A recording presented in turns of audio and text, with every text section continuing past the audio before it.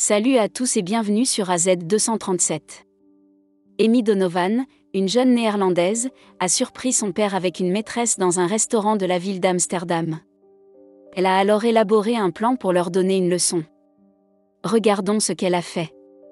Il faisait beau dans la belle ville d'Amsterdam. Amy séchait ses cours à l'université et passait du temps dans l'un de ses endroits préférés au monde, un beau restaurant du centre-ville. Elle était en première année, mais elle détestait son université, qu'elle ne fréquentait que parce que ses parents l'y avaient forcée.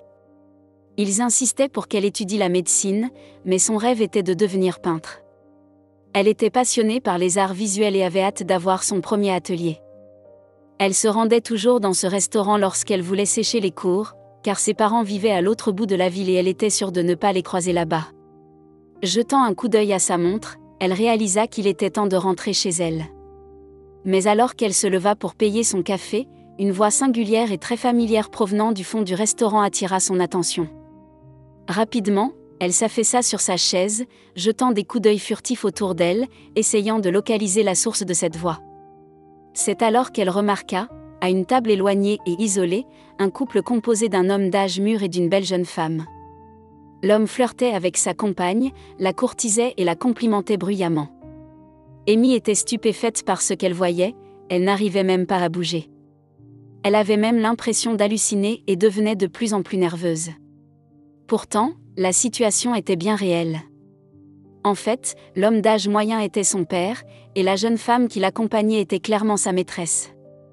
Amy, sur le point de partir, se rendit compte qu'elle ne pouvait pas sortir à ce moment-là, car elle devrait passer devant son père.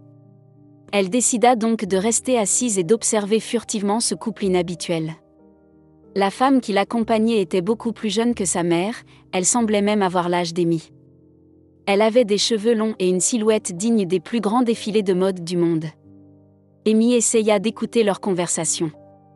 La maîtresse laissa échapper un rire bruyant et déplaisant et commanda le plat le plus cher du menu, accompagné d'un vin qui ne semblait pas bon marché non plus.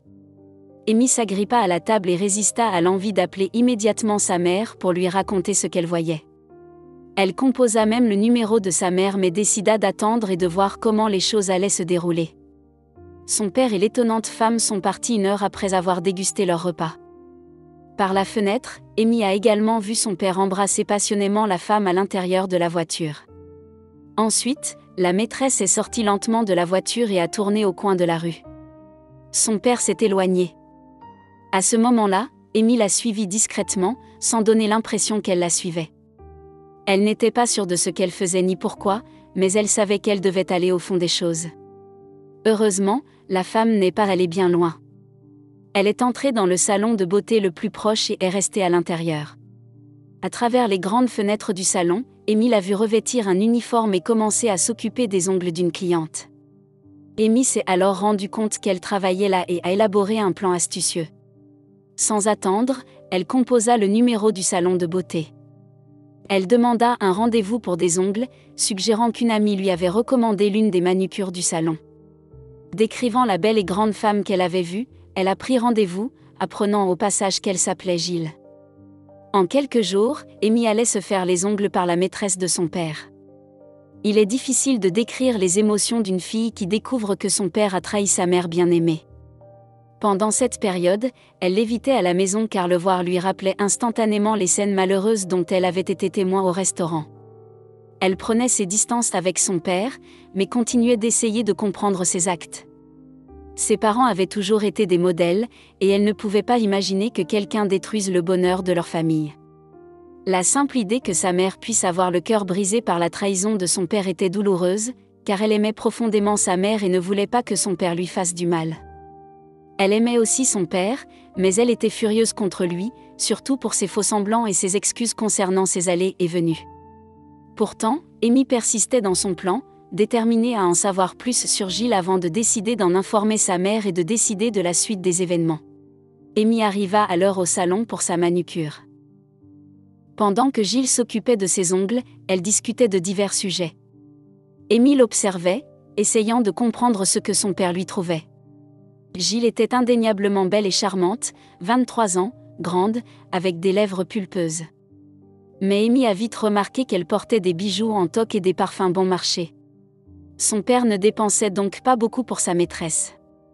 Cela a semblé étrange à Amy, car son père avait de bons revenus et offrait toujours des cadeaux coûteux à sa femme et à sa fille. Pourtant, Amy resta prudente et ne se renseigna pas de la vie privée de Gilles. Au contraire, elle chercha d'abord à se lier d'amitié avec elle, ne voulant pas éveiller les soupçons. Elles discutèrent donc du temps qu'il faisait, de la mode et des émissions de télévision. Très vite, Amy est devenue sa cliente régulière. Pendant 3 mois, Amy a raconté presque toute sa vie à Gilles, parlant souvent de ses parents, de leur amour et de leur bonheur ensemble. En retour, Gilles s'est ouverte sur le fait qu'elle avait un amant marié. Amy a feint la surprise, s'est instantanément mise en alerte et écoutait attentivement chaque mot à partir de ce moment-là. Selon Gilles, l'homme était très gentil et généreux. Il lui offrait souvent de belles fleurs et l'emmenait dans des restaurants chics. Il a dit à Gilles que cela faisait longtemps qu'il n'avait pas partagé un lit avec sa femme, et qu'il n'avait toujours pas pu divorcer à cause de leur fille, qui était encore à l'université. Mais il a promis à Gilles qu'il demanderait définitivement le divorce dans 2 ans, lorsque sa fille aurait obtenu son diplôme et déménagé de la ville, et que juste après, il demanderait Gilles en mariage. C'était tellement désagréable d'entendre tout cela qu'Amy avait du mal à se retenir de dire ce qu'elle pensait vraiment. Au lieu de cela, elle a dit à Gilles qu'elle était heureuse pour elle, et a félicité son homme d'avoir planifié l'avenir. Gilles était sûr d'avoir trouvé en Amy une amie loyale et digne de confiance. C'est à ce moment-là qu'Amy a compris pourquoi son père la trompait depuis si longtemps. Gilles n'a jamais été très intéressé par les études et était une jeune femme très naïve. Elles avaient à peu près le même âge. Amy était sincèrement désolée pour Gilles, car elle était éperdument amoureuse de son père, et elle savait qu'il ne faisait que tromper l'innocente jeune fille. Mais Amy avait évidemment plus de compassion pour sa mère, car elle et son père étaient mariés depuis 23 ans. Elle l'aimait profondément et ne tolérerait pas plus longtemps cette tromperie et ce mensonge. L'anniversaire d'Amy approchait et elle avait prévu d'organiser une petite fête à la maison, en invitant ses amis les plus proches et sa famille. Et bien sûr, elle invita Gilles. Au début, Gilles a refusé, disant qu'Amy n'avait pas besoin d'inviter sa manucuriste par simple courtoisie. Mais Amy l'a convaincu, en lui mentant que ses parents voulaient rencontrer la nouvelle amie de sa fille. Le jour de la fête, Amy a délibérément placé des photos de ses parents ensemble dans des endroits bien visibles de chaque pièce. Elle voulait que chaque pièce témoigne de l'amour de ses parents. Mais elle ne s'est pas arrêtée là. Lorsque Gilles arriva, Amy la présenta intentionnellement à ses parents au moment où son père aidait sa mère à préparer les friandises pour la fête, et l'homme essaya de ne pas montrer sa nervosité, mais son visage pâle le trahissait. Il a failli tomber à la renverse lorsqu'il a été officiellement présenté à Gilles. Il a fini par perdre le contrôle et a quitté la cuisine en essayant de cacher sa nervosité et sa honte. Amy croisa le regard de Gilles et était surprise de voir l'expression d'une personne complètement nonchalante, voire indifférente.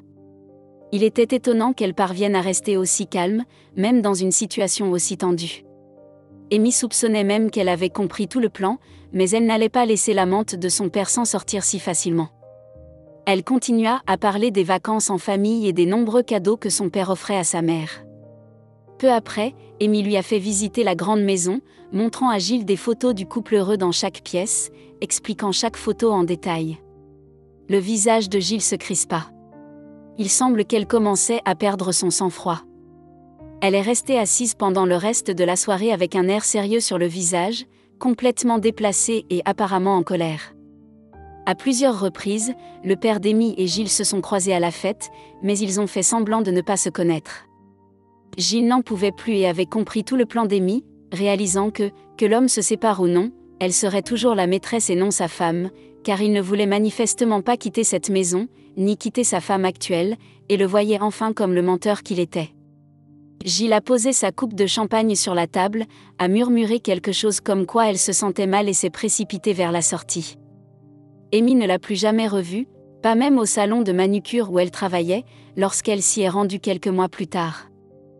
La gérante a dit qu'elle était tombée profondément amoureuse d'un riche Italien et qu'elle avait tout quitté pour vivre avec lui à Milan, mais qu'il l'avait abandonnée et qu'elle vivait dans un garage parce qu'elle n'avait pas d'emploi et ne pouvait pas retourner dans son pays. Quant au père infidèle, Amy a attendu la fin de la fête pour avoir une conversation sérieuse avec lui. « Je sais tout, papa. Je le sais depuis des mois, et j'ai espéré que tu finirais par dire la vérité à maman.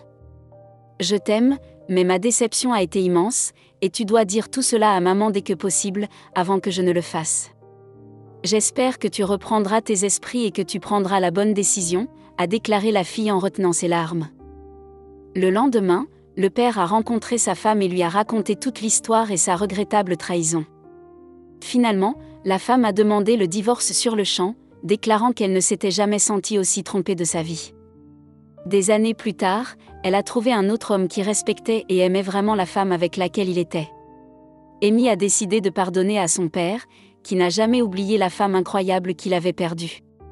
Quelle est votre opinion au sujet de cette histoire? Dites-le nous dans les commentaires. Merci d'avoir regardé la vidéo. Surtout n'oubliez pas de cliquer sur j'aime et partager autour de vous. À très bientôt sur AZ237.